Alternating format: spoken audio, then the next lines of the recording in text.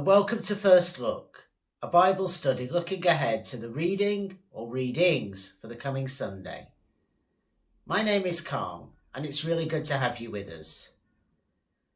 This week we're exploring one of the most famous encounters that Jesus had, in which he spoke with a Samaritan woman at the well.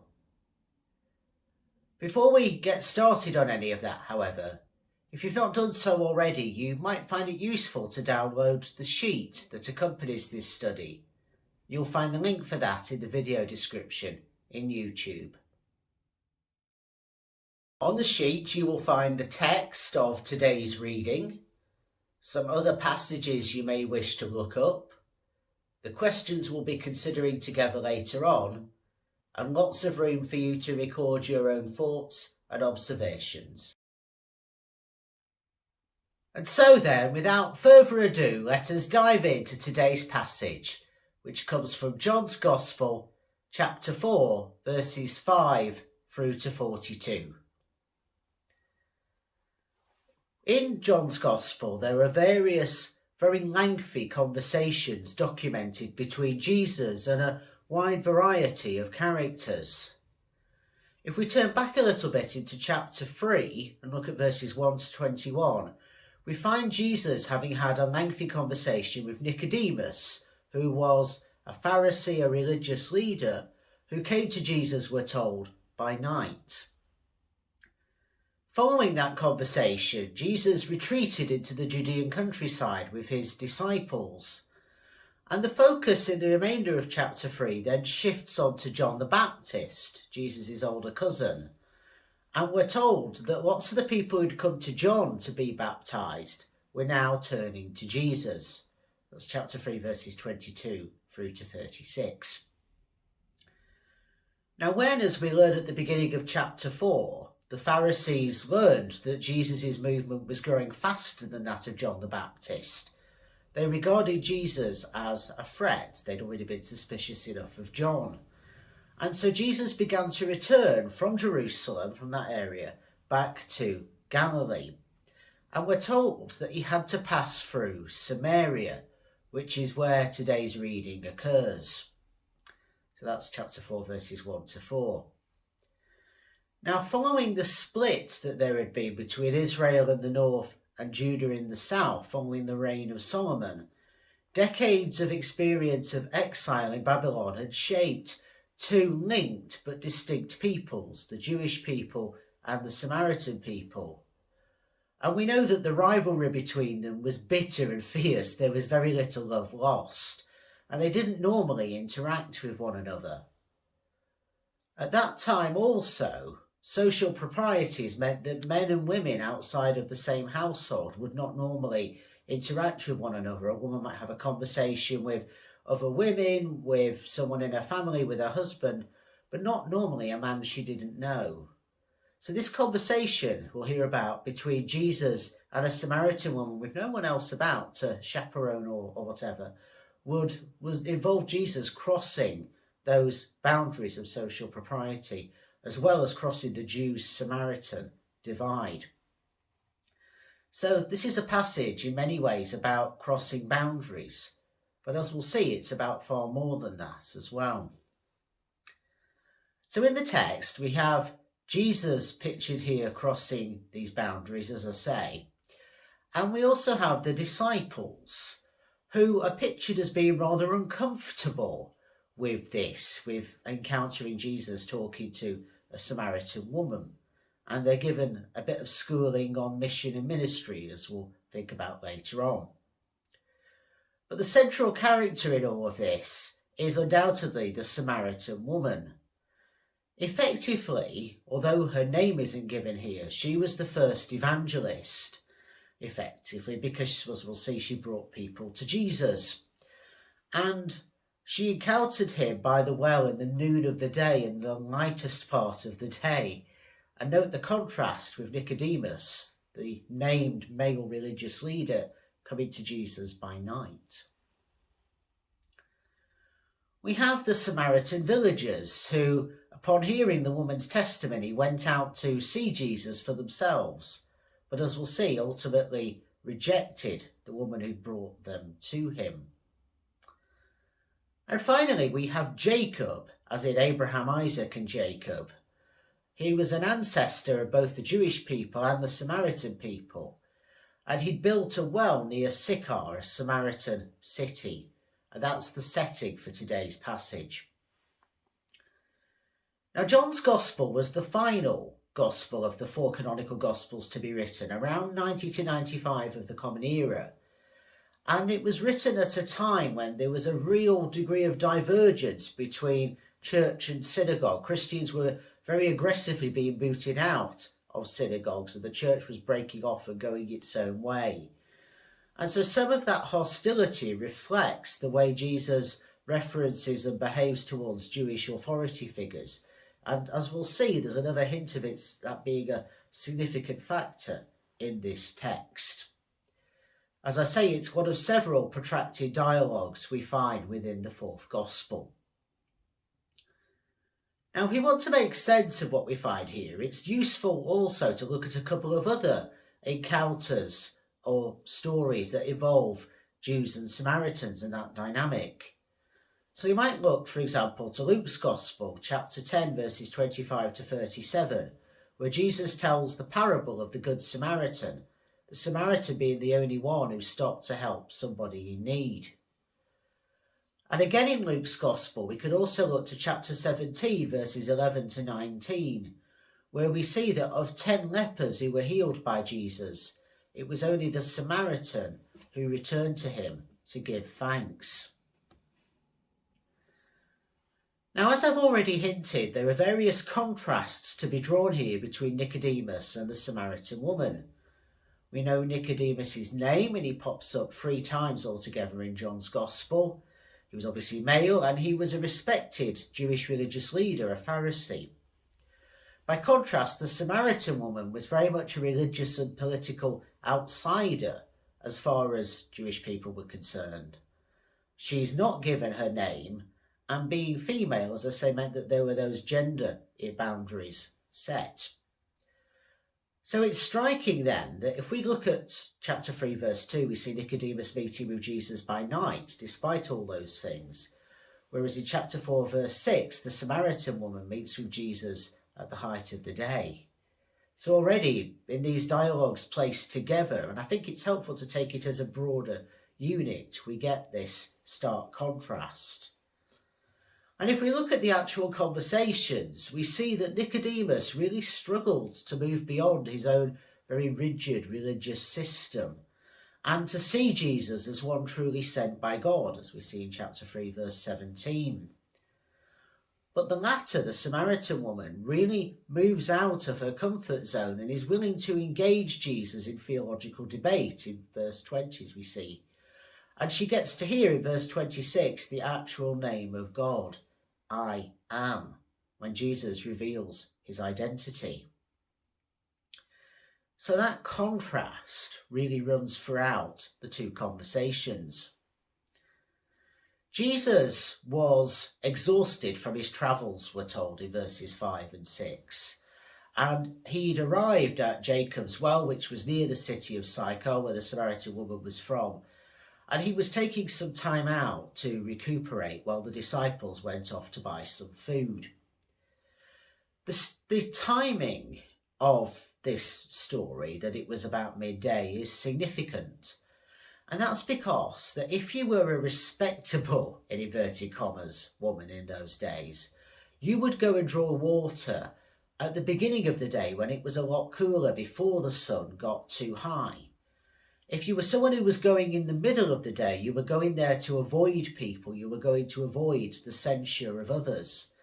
And as we'll see when Jesus points to something of the Samaritan woman's private life, it seems that her neighbours had stigmatised her, effectively, for her relationship history. Something, note, that Jesus does not do. Now, verse 8, we're told the disciples had gone off to buy food, so Jesus and the Samaritan woman were alone. And in verse 7, he asks her for a drink. In verse 9, she immediately recognises the barriers between them of ethnicity and of gender, the things that keep them apart, and put her in her place, as it were. Jesus responds to that by saying in verse 10 that if she knew who he was and thus was able to see the gift of God, she would be asking him for a drink of living water. Now, while in verse 11 we see the Samaritan woman responds by taking Jesus somewhat literally at first, as Nicodemus also did in chapter 3, verse 4, she also challenges his authority over against the ancestors of her faith, as we see in verse 12. And it makes it clear right from the off, she is no sort of passive recipient of what Jesus has to say. She's willing to engage in conversation. Some have argued that what she's doing is quite feisty, perhaps quite cynical. But again, I think we need to be really careful about the gendered assumptions that we impose on this woman. And I think it often actually says a lot more about the lens that we look at these things through than what's actually there in the biblical text. Now, the wordplay that Jesus responds to her question with in verses 13 and 14 contrasts ordinary water, which was still and stagnant, with living water, which was flowing and fresh. It's water, we're told, that truly satisfies our thirst, and it's described as the wellspring of eternal life, which may make us think of Revelation chapter 7 verse 17, and most famously perhaps chapter 21 verse 6. This is the living water that is the gift of the Holy Spirit. And that connection between the two, spirit and living water, will be made explicit later on in chapter 7, verses 37 to 39, where Jesus again talks about living water. Now, Nicodemus, when challenged by Jesus, continues to take things literally, whereas the Samaritan woman, by contrast, is able to ask Jesus for what he has to offer, rather than questioning the possibility itself, as we see in verse 15. So that really forms the first part of this dialogue between the two of them. And it's useful to note that the words for water jar that we see used, for example, in verse 11, and for drawing water in verse 7, appear only once more in the whole of the New Testament, back in chapter 2, verses 1 to 11, where Jesus first reveals his glory at the wedding at Cana when he turned water into wine. So this is another really powerful revelation of Jesus' glory, of who he really is. And it's notable that just as the main protagonist in the encounter in chapter 2 was Mary, another woman, here again it's in female company that Jesus seems to be pointing to something really fundamental about who he is.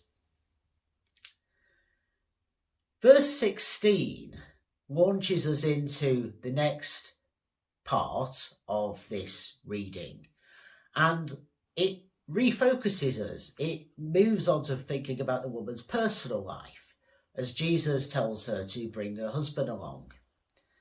Now she replies, and Jesus responds in verses 17 and 18. She replies that she doesn't have a husband. And Jesus says, you're right, you've had 5 husbands, and the man you're living with now is not someone you're married to. But unlike so many interpretations of this passage that I've come across before, the Greek doesn't actually imply any note of judgment here. This is, in verses 17 and 18, a very matter-of-fact statement. Feminist commentators have gone to great lengths to point out that history does not mean that this woman was necessarily promiscuous, or, as some have tried to put it sort of cringeworthily, unlucky in love. That's not what was going on. It may well be that she'd been abused by more than one man in her life at different points, and that's why she had multiple relationships. She was really struggling. It could be that she'd been subjected to Levite marriage, whereby if a woman was childless and her husband died, then she would be forced to marry her husband's brother, and any children would be recognised as belonging to the dead man, as it were. It's something that we see referenced by the Sadducees when they challenged Jesus about resurrection in Matthew 22, verses 23 to 33. She may therefore have been passed down a line of men like a piece of property to be inherited. And I think it's interesting that we're told that she's living with a man who was not her husband. Perhaps this was the first time that she'd lived with a man who didn't sexually exploit her, particularly bearing in mind that having sex was basically the precondition for marriage. So I think we need to be really careful in not imposing patriarchal, sexist, I'd even go as far as to say misogynist, assumptions onto this woman. Jesus is not doing that. The point is that this woman has been truly seen. Jesus knows something of her story. And it transforms her view of him in turn, as we see in verse 19. She recognises him as a prophet. And she asks him a serious question in verse 20 about the correct place to worship, contrasting Jewish and Samaritan ideas of what that means. Jesus in turn gives her a serious answer. He takes her seriously. And he begins by saying that salvation indeed comes from the Jews. Now, bearing in mind what I've said about the hostility between church and synagogue at this time, and the way John's gospel has sometimes been misused to support anti-Semitic narratives, it's really significant that Jesus, a faithful Jew, makes this very clear acknowledgement. But he goes on to talk about worship, true worship, being in spirit and in truth. That's the content of verses 21 to 24. And if we look ahead to chapter 8, verses 31 to 32, and chapter 14, verse 6, for example, we see that really profound affirmation of Jesus as the one who embodies the truth. And I've already mentioned the connection between spirit and living water, again in Jesus' very person. Now, this is the only conversation that we have about worship in the whole of John's Gospel. And the verb that we translate as worship occurs 9 times within chapter 4, verses 20 to 24. The noun for worshippers occurs only once in this section, but indeed only once in the whole of the New Testament. It's a unique word, and it's here. So this is a profound conversation, and it shows, I think, that worship is fundamentally about relationship. The Samaritan woman has come to have a profound relationship with Jesus through this dialogue between the two of them. Now in verse 25, we see in a roundabout way that she asks Jesus if he is the Messiah. And his affirmation in verse 26 that he is, using the name of God, going back to Moses in the burning bush, I am the God of Abraham, the God of Isaac, and the God of Jacob in Exodus 3. This affirmation of who Jesus is made only once in the whole of John's Gospel, and it's here. So this Samaritan woman, an outsider in many ways, someone who's been judged and ostracised by her neighbours, is given this profound revelation of who Jesus is. And it's that, I think, that enables her to become, as I say, the first evangelist. In the third part of our reading, which is a kind of sandwich type get-up, we begin with the disciples who've come back from having gone to buy food, in verse 27, and they're astonished to see Jesus talking with the Samaritan woman. But we're told that they already knew enough about Jesus and had enough respect for him not to challenge him on what he was doing. So that's like the first piece of bread. The second piece of bread really develops when we hear of the Samaritan woman's fate, and I'll say a bit more about that. Despite not being sure, we're told in verse 28, whether Jesus really was the Messiah, she left her water jar and she went back to her city and she told people what had happened. And she enabled people to trust in Jesus because of her testimony. So verses 27 to 30 form this first part of the sandwich where she goes off and she evangelises. Now in the second part of the bread, we're told that when people heard her testimony, starting with verse 39, they wanted to go and see Jesus because of what they'd heard. And we're told that they invited him to stay for a couple of days and that they listened to his words and they believed in him. You learn in verses 40 to 41. But we end that slice of bread on a sour note, alas, because once again we see people rejecting this unnamed woman, saying, well, now we've seen for ourselves, we can discard you, you don't count for us. So you have to ask, when it says that they believed in Jesus, how deep was the change that had happened? Clearly they still had an awful long way to go to overcome many of their prejudices. And indeed, as I say, these prejudices themselves have been reflected in how the church approaches this particular narrative. So those are the two slices of bread, as it were, in this third section. The filling comes from Jesus' conversation with the disciples in verses 31 to 38. He tells them that he has food or sustenance that they don't know about in verses 31 to 33. And that leads him to tell them a parable in verses 35 to 38 about harvests and mission. They are to reap the harvest. They are to gather in the fruits of eternal life, making that connection back to living water. But they're gathering a harvest that they did not themselves sow. In other words, they can only do what they're doing because of what Jesus himself has done by doing the work of the Father who sent him. And it's that which Jesus says feeds him, as we see in verse 34. It looks ahead to what we'll find in John chapter 15, where Jesus talks about being the vine and the disciples being the branches. We can only do what we do if we're rooted in Jesus. Something of the same message in that sandwich filling. Now, obviously, this is a rather long text. There's a lot here. There's a lot to grapple with.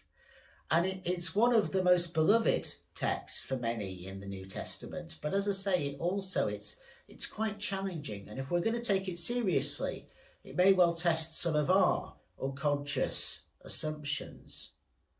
With that in mind, we now turn to our questions for this week.